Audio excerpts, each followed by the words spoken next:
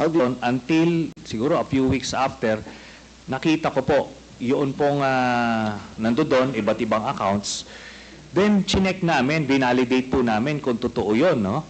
So, may mga nagdeposito po na doon sa iba't ibang accounts ni Duterte. Tapos, totoo nga, legitimate po. Then, nung kampanya, nilabas ko po ito at inamin mismo ni Duterte na totoo daw kasi una, dinideny po nung kanyang spokesman, but eventually, nung na-corner na siya, inamin niya, no? Tapos, hinamon din niya po kami na magbibigay din siya ng waiver. It's the very same dare na sinasabi niya ngayon, o bluff na sinasabi niya. At ano po, ako po ay nagpakita dun sa BPI branch na yon sa Julia Vargas, pero siya po hindi sumipot. Ang sumipot sa kanya, itong si Panelo. Ngayon si Panelo, wala pong dalang waiver. Ang nilabas niya, special power of attorney na may specific conditions. Ngayon po, natapos na lahat yung kampanya, presidente na siya, ni ay ni oy, wala na po nangyari doon. Kaya ito po, inadmit niya na yan, mga dokumento na yan. Inadmit niya na yan, no? And let me just comment a bit, Mr. Chairman. Kasi yung sinasabi niya, in relation dun sa case na final ko kay Pulong tsaka kay Manscarpio, sabi niya, i-file daw sa korte at harapin nila. Pero yung mga libo-libong mga pinagpapatay never got that privilege of the due process. Pagka wala ka sa grupo niya, hindi ka sa sindikato niya, protektado ka. Kailangan mag-file sa korte. Pero pagkakaribal ka at ordinaryong Pilipino ka, tutumba ka. Yun lang po, Mr. Chairman.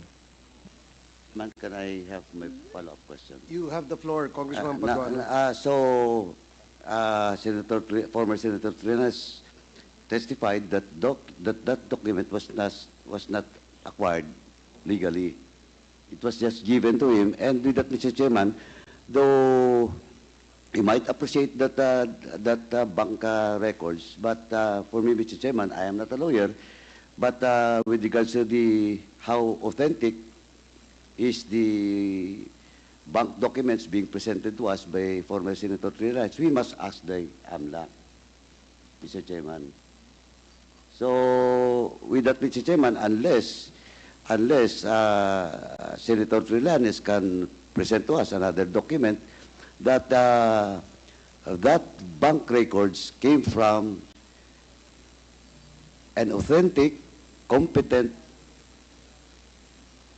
agency of government, Mr. Chairman. In this case, it's the AMLA. Now, Mr. Chairman, so with that, Mr. Chairman,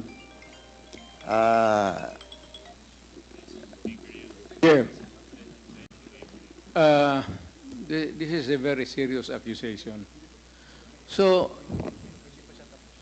Mr. Chair, Mr. Chair, Congressman point of order. Paduano has the floor, but with the Yes. indulgence of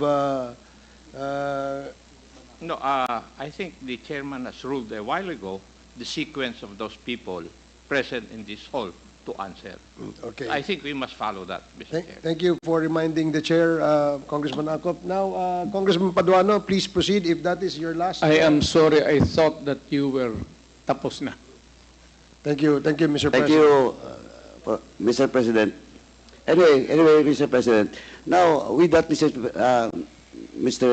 Chairman, and the former President has, a while ago, has a commitment to waive his right with regards to all the bank accounts that was mentioned by former Senator Trillanes. Now, Mr. Chairman, pwede naman parallel yan, AMLAC, at the same time, yung waiver, if the President, former President, will sign a waiver with regards to all those bank accounts. Thank you, Mr. Chairman. I will sign it, the document, tomorrow. And I will hand it kasi gagawin pa ng abogado. But I said, if there is an iota of totoo yung sinasabi, I will hang myself in your presence. I will invite you all to be a witness. Okay, thank you. Mr. Chairman. Congressman Paduano. Si Congressman Bong Teves. And then I will allow former Senator Trillanes after Congressman Bong Teves. Thank you, Mr. Chair. This is my last question.